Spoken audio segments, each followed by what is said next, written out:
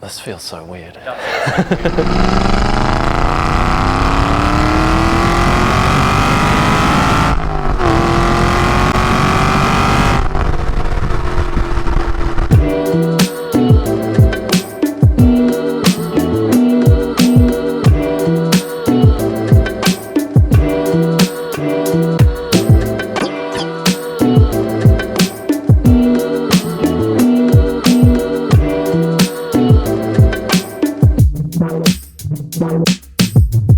My name's Peter.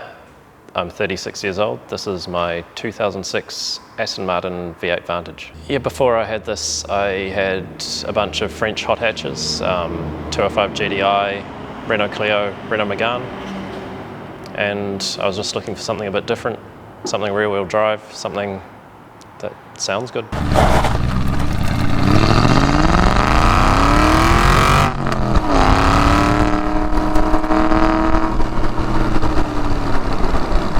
Wasn't really looking for an Aston Martin. It just happened to seem to tick a lot of boxes. The price was right. It was cheaper than a air-cooled 911. I was looking at Ferrari 348s, Porsche 911s, Porsche Caymans, just something interesting, rear-wheel drive, manual, reasonably fast.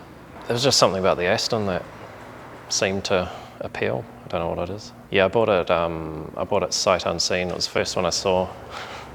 Bought it over the phone, yeah. Sent a guy in Singapore some money and it turned up a few months later. I think that the process was pretty fast. I probably wouldn't recommend it necessarily, but yeah, just found it online, rang the guy up and bought it. Thought about it for a while.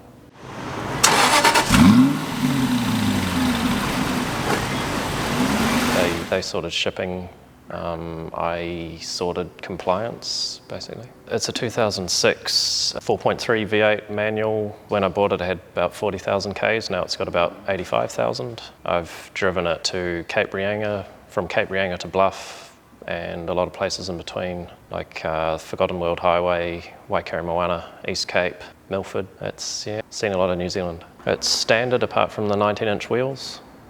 Just bought them for better tyre options.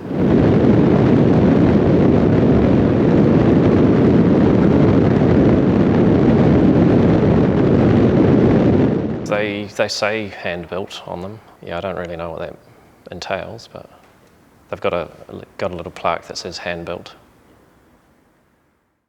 Once a year, oil change, and sometimes a few other bits and pieces. I think it usually ends up being about $1,000. Yeah, I bought it just for something fun to thrash around in, and it's been everywhere. Goes on gravel, goes on highways. Haven't been on snow.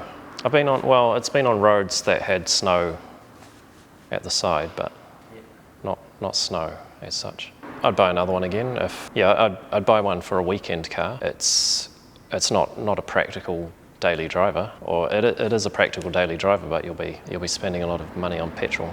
I mean, it's not the fastest thing in the world, but it seems to be fast enough for me. 380 horsepower. What is it? I've got a Ferrari 348 and a Peugeot 205 and a Citroen CX, and I catch the train to work. Yeah, I was looking for a 348 and couldn't find one, so this came up and I bought it, and then like 2 weeks later, a 348 came up. You got that one? So I got that too, yeah. Yeah, it was just Ferrari. It was like the cheapest Ferrari you could get, basically. It's been sitting a while. I took some bits off it and haven't put them back on. I think I'll keep driving it for now. I don't know what to replace it with.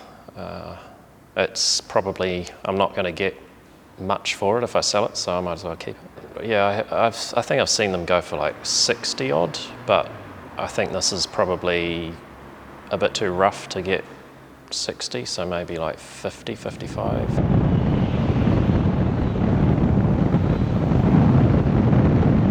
I'm a mechanical engineer, mostly worked in process plant construction, mostly overseas. Papua New Guinea, China, Indonesia, New Caledonia, Saudi. I was in Jazan. It's in the southwest on the Red Sea near the Yemen border. No, it didn't really affect us. There was a war happening about 100 k's away. There was the odd missile, but most of them got intercepted, or if they didn't, they'd just land in the desert somewhere. No, we're living in like just a giant temporary camp, kind of Portacom village. It was a construction project. I think at the peak there was something like 70,000 people on site. It was a pretty strange environment, but they did all our laundry, cooked all our food. We didn't really have to worry about any of that. Yeah, there wasn't a lot to do after work. And the tourist attractions for some of the places in parts of Saudi, a flagpole. No, China was good. We had our own. Me and one other guy had our own apartment, and just living in the little village there, living amongst the locals, walking to work every morning.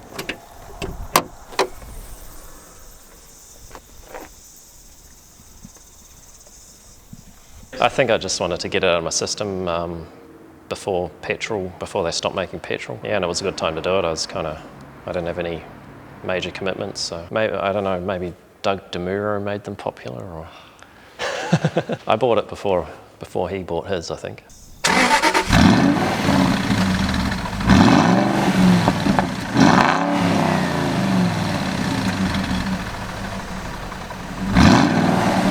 Anything else you want to say about your car, man? It's been on the drag strip 13 odd, so slower than a Integra Type R. Well, yeah, I don't know if it was my driving or my tyres, but yeah, they're not super fast. Like I'm not super worried about damaging this, but I'd hate to run into someone with a Ferrari or something. Sweet. So yeah, I don't know, it's up to you. It might be a bit annoying to actually reverse in there, but